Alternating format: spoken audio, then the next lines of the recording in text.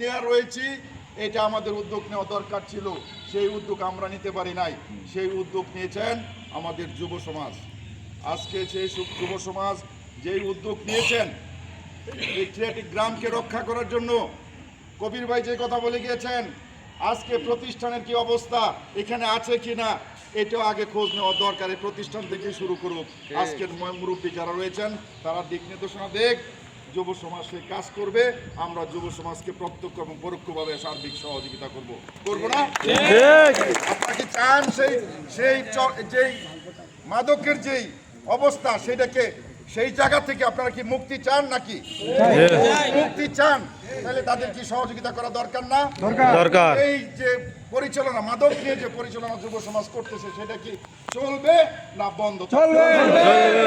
যদি চলে, প্রত্যেকটা লোক আমার এই যুবক ভাইদের পিছনে সক্রিয় ভূমিকা পালন করতে হবে। যদি কথা দেন তাহলে তারা এই চলমান যেই ইয়েটা চলছে সেটা অব্যাহত রাখবে। আপনারা সবাই কমিটমেন্ট করতে হবে, আমাদের যুব সমাজের সাথে আমরা আছি এবং থাকবো। যাই হোক, এই যুবকরা যে উদ্যোগ নিচ্ছে এটা মানে আশ্চর্যজনক ঘটনা। এখানে অনেক কথা বলবেন, যেই পদক্ষেপ তারা নিয়েছেন। আজকে দেখেন এই মাদকের কারণে বাপের সাথে ছেলের সংঘর্ষ, মার সাথে ছেলের সংঘর্ষ, বিভিন্ন কারণে চুরি, ডাকাতি, রাহাজানি, ছিনতাই, বিভিন্ন অকারেন্সের সাথে একমাত্র এই মাদকের কারণেই জড়িত। আজকে আমরা খিরাটি বাসী, যে খিরাটি একটা আদর্শ গ্রাম ছিল, আজকে সেই আদর্শ গ্রাম আর খিরাটি নাই। বিভিন্ন জায়গায় যান, খিরাটি নিয়ে বিভিন্ন মন্তব্য হয়। আপনার মেয়ে বিয়ে দিবেন, আপনার ছেলেকে বিয়ে করাইবেন, বাড়ি কই খিরাটি তারা বিয়ে করাইতে রাজি হয় না। কেন? একমাত্র এই মাদক। যারা এখানে মুরব্বী রয়েছেন, আপনারা প্রত্যেকটা আপনার ফ্যামিলিকে আগে ঠিক করেন। আপনার ছেলে কোথায় যায়, আপনার ছেলে কার সাথে মিশছে, আপনার ছেলে কি করতেছে, এই খোঁজ খবর নেন। না হলে কেউই রক্ষা পাইবেন না, কেউই বাঁচতে পারবেন না, ধ্বংস হয়ে যাবে মাদকের কারণে এই খিরাটি। এখনো সময় আছে। যুবকরা যে উদ্যোগ নিয়েছেন, আমরা আসেন সবাই ময় মুরব্বী যারা সম্মিলিতভাবে তাদেরকে সার্বিক সহযোগিতা করি, এই কাজকে আগায় নেই। যদি এটা করেন তাহলে আমরা সবাই রক্ষা পাবো।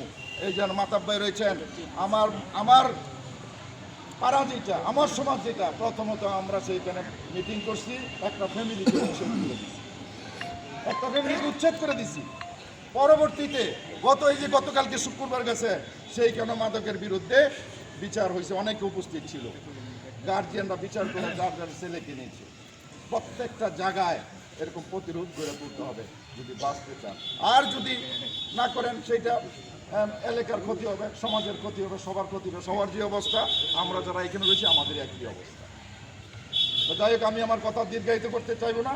এখানে সিনিয়র পার্সন রয়েছেন, অনেক কথা শুনবেন, তারা দিক নির্দেশনা দিবেন, সেটা যুবকরা বাস্তবায়ন করব। আর একটা কথা, যারা এই পরিচালনা করতেছে, আমি একটা কথাই বলবো, এই পরিচালনা করতে গিয়ে আমরা মাদকের বিরুদ্ধে কাজ করতেছি, এইটা মাথায় রাখতে হবে।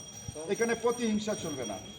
স্কুল কলেজ জীবনে যদি কারোর সাথে কোনো প্রতিহিংসা থেকে থাকে, মাদকের উসিলায় যাতে আবার কোনো অঘটন না ঘটে, এইটার দিকে লক্ষ্য রাখতে হবে।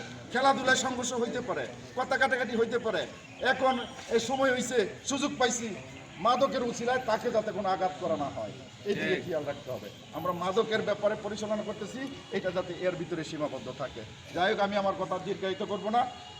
এখানে যারা সিনিয়র রয়েছেন তাদের দিক নির্দেশনা দিবে, তাদের কথা শুনবো। এই কথা বলে আমি আমার বক্তব্য শেষ করছি। আসসালামু আলাইকুম।